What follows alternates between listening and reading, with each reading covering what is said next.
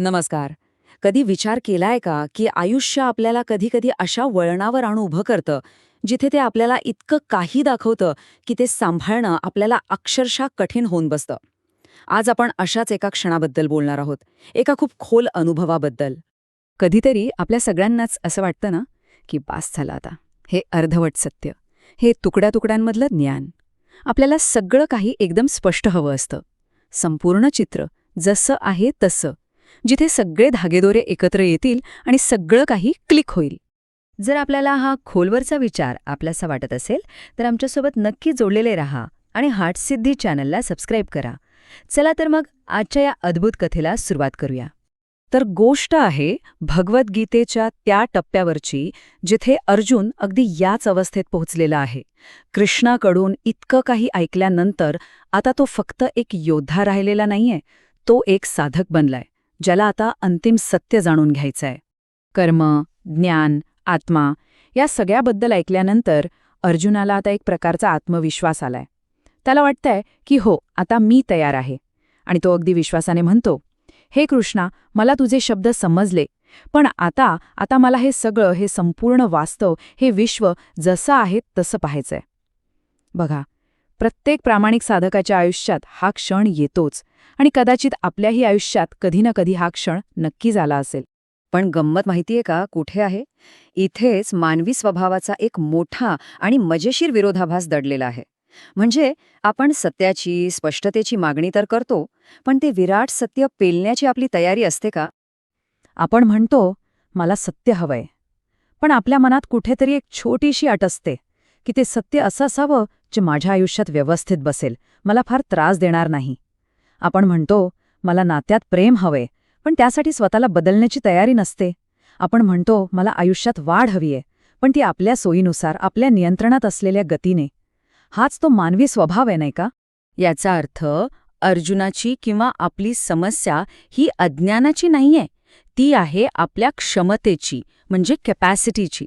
कल्पना करा, एका छोट्याशा कपामध्ये आपण संपूर्ण महासागर कसं काय सामावू शकू, नाही ना? अगदी तसंच आपल्या मर्यादित मनात, आपल्या मर्यादित दृष्टीत ते संपूर्ण विराट सत्य सामावू शकत नाही.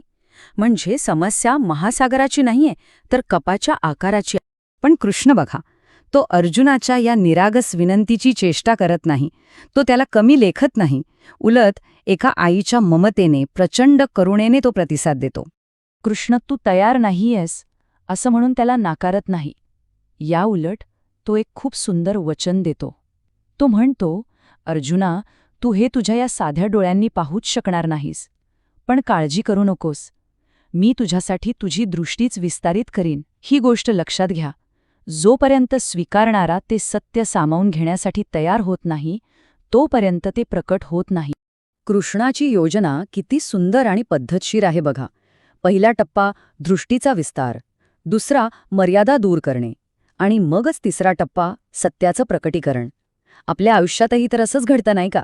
जबाबदारी सांभाळण्याची क्षमता येते तेव्हाच प्रमोशन मिळतं, भावनिक परिपक्वता येते तेव्हाच नाती अधिक घट्ट होतात, अहंकार थोडा बाजूला जातो तेव्हाच खरं नेतृत्व उदयास येतं. विश्व कधी आपल्याला उगाचच भारावून टाकत नाही, ते आपल्याला अधिक दाखवण्यापूर्वी आपली क्षमता वाढवतं. आणि मग तो क्षण येतो, तो उंबरठा, जिथे अर्जुनाची छोटीशी मानवी दृष्टी एका विराट वैश्विक दर्शनासाठी सज्ज होते. आणि कृष्ण संपूर्ण वास्तव एकाच वेळी प्रकट करतो.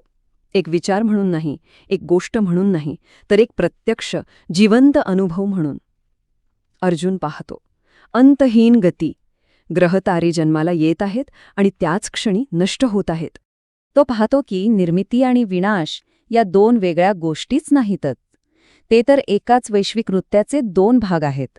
सुव्यवस्था आणि गोंधळ, जीवन आणि मृत्यू, सगळं काही एकाच वेळी एकत्र नांदत आहे. सगळं काही एकाच विराट ऊर्जेचा खेळ आहे. हा अनुभव वैयक्तिक ओळखीच्या, म्हणजे मीपणाच्या खूप पलीकडचा आहे.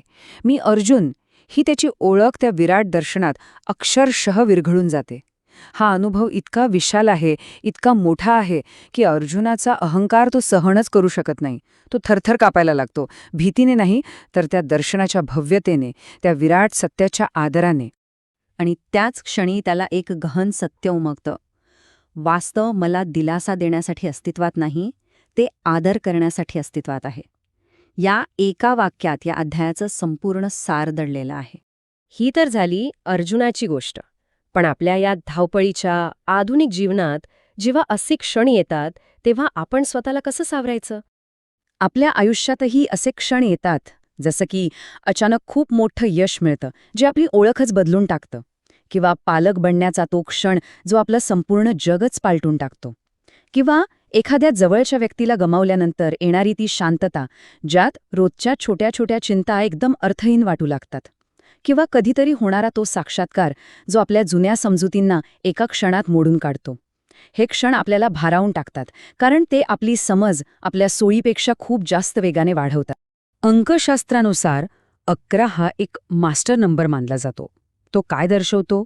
तर वाढलेली समज, तर्काच्या पलीकडचं ज्ञान आणि दोन गोष्टींमधले अदृश्य संबंध पाहण्याची क्षमता. या अध्यायाची ऊर्जा अगदी तशीच आहे, आपल्या मर्यादित तर्काच्या पलीकडे पाहण्याची. तर अशा कोणत्याही विस्तारानंतर स्वतःला पुन्हा जमिनीवर आणणं, स्थिर करणं खूप महत्त्वाचं असतं. त्यासाठी एक साधा आणि शक्तिशाली मंत्र आहे, ओम नमः शिवाय. हा मंत्र स्थिरता, आधार आणि संतुलन आणतं. जणू काही मोठ्या वादळानंतर शांतपणे जमिनीवर पाय ठेवण्यासारखं आहे हे. आणि एक सोपा स्विचवर्ड आहे, डिव्हाइन ऑर्डर ॲक्सेप्ट. याचा साधा अर्थ आहे दैवी व्यवस्थेचा स्वीकार.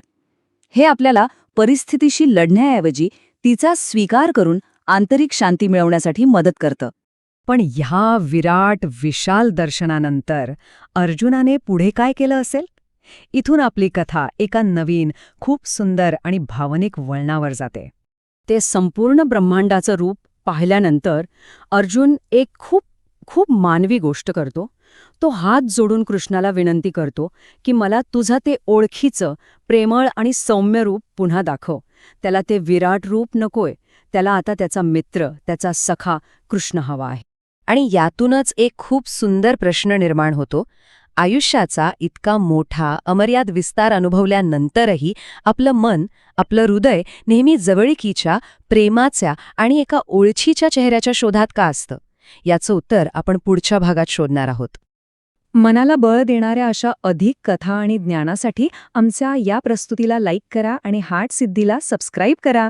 आणि लक्षात ठेवा, जेव्हा तुम्ही हे शेअर करता तेव्हा तुम्ही नकळतपणे कोणाला तरी त्यांची स्पष्टता शोधण्यात आणि स्वतःला सावरण्यात मदत करत असता.